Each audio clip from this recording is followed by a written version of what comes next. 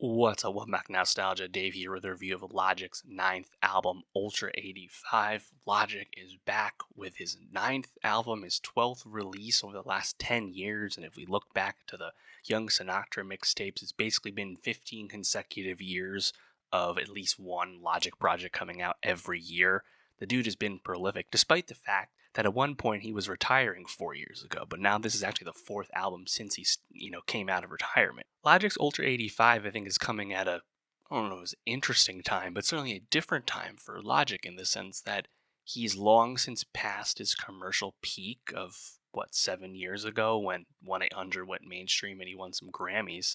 And I think he's also quite past his, cultural and, rap nerd peak as well, just because I think Logic's brand, Logic's style has become just less interesting or more routine over the years, and people have been less excited about his music. Of these four albums post the 2020 retirement album, No Pressure, I think Ultra 85 is the strongest of these releases, and I can get into that and get into why that is. I think, in a sense, if I could boil it down, I just haven't really understood what is the Logic story to tell these days, right? I mean, part of this is probably based on the fact that he's given us so much music, and he's had high highs as a rapper, and he's also had very low lows, right? He's become a meme. There's been lots of talk and stuff said about Logic, both good and bad, and he gets into that and how he feels about that on the album, which I appreciate. This is now the second album he's released since finishing his Def Jam record deal following 2022's Vinyl Days. So he's really just independent, doing his own stuff on 301 Productions. He moved his wife and family to Oregon. He's kind of off the grid at this point. So again, there's not much of a Logic narrative to ascribe to these days because he's kind of taking himself off the board in terms of participating in the rap game. All that's to say, I think Ultra 85 is Logic's best album, certainly since No Pressure, but frankly, I think we can go even further back, and it might be my favorite album since The Incredible True Story, to be honest. This is Logic at his most capable, technically, some of his best rapping, but thankfully he's not doing the let me rap as fast as possible stuff like on Confessions. Logic is really kind of honed in on what makes his music great. For the most part, he's not singing because that's not his strength, and instead he's rapping over dusty ass boom bap, and that is when he's at his absolute best. But he sounds really inspired, sounds very energetic on this album, and haven't been able to say that to this degree over the last handful of albums. He also is quite introspective about his current situation, how his life has changed, and also what people have said about him and some of the criticism lobbied at him.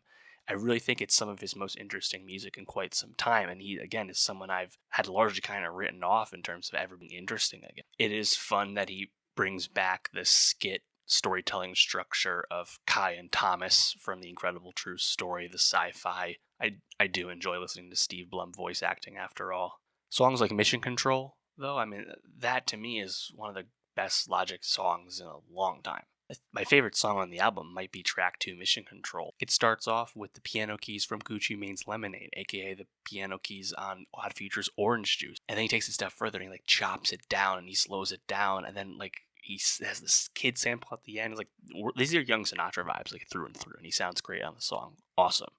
And then you follow that up with Deja Vu, with DJ Drama feature aside. Deja Vu is the everyday beat, one of Logic's biggest hits. Of course, a song that's quite old at this point. When I heard that, I was like, oh, wow, you're flipping one of your old songs, but it's in a cool way. It's fun. There's a lot of skits on the album, and overall, the album's way too long. That kind of goes without saying when a lot of Logic works, but the song Fear is interesting because it starts off as almost like a break beat, very fast tempo, just certainly a different vibe from Logic in terms of beats he usually rides on. The singing on that song is not it, but I think the early production was pretty cool. Gardens 3, awesome bass line. Interstellar, as the name might suggest, some more inward-looking Logic. See, he's a bit laid back on a song like that. It's usually not my mode from him. I want him to go harder. I want the more high-energy stuff, so it's not my cup of tea from him, but solid lyrically, I'd say. And the orchestral outro is pretty cool. 44 Ever, very hard flow, but also an awesome beat. This is one of the Logic technical masterclass type songs that he does from time to time, but I think it actually goes really hard. I think at one point he's doing like Jid's 151 rum flow. It sounds really cool. Teleport I thought was just okay, very jazzy though. The saxophone certainly stood out. Antidote, that song goes hard. Nothing else to say about it. It's really cool. Once Upon a Time in Hollywood, as the name might suggest, is a Quentin Tarantino reference. We know Bobby Tarantino is a fan of QT, but it's not just a QT reference. It's almost as like a general like throwback nostalgia song where he also makes a lot of reference to his coming to understand and appreciate rap growing up, and he references all the classics of the 90s in terms of Wu-Tang Clan and whatnot, in terms of albums he's loved. And is it new ground from him? No, it's not. He's professed his Tarantino interest before. He's also professed his Wu-Tang interest before. Look no further than the Wu-Tang Forever song he did with the entire clan, after all. That being said, I did enjoy it. And then I certainly did not expect to get the song Peace, Love, and Positivity, which is Logic, I think, quite eloquently, uh, it's Logic, I think, quite eloquently and quite nuancedly rapping about his identity.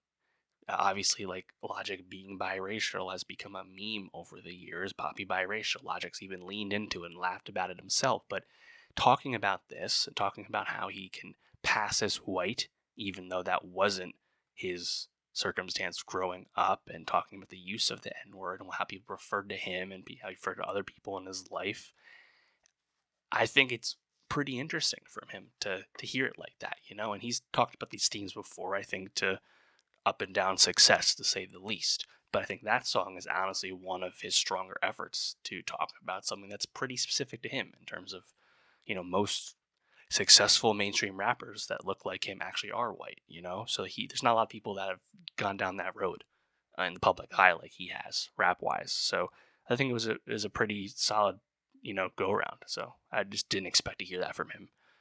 And again, I kind of written off like Logic being a great storyteller again.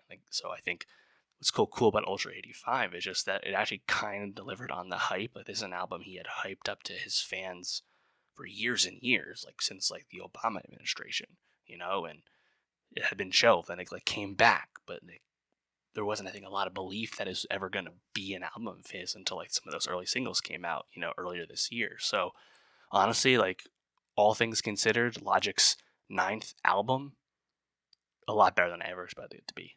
But let me know, what did you think of Logic's Ultra 85? Did it meet the hype for you? Let me know. And for more rap reviews, more music reviews, subscribe, and I'll see you next time.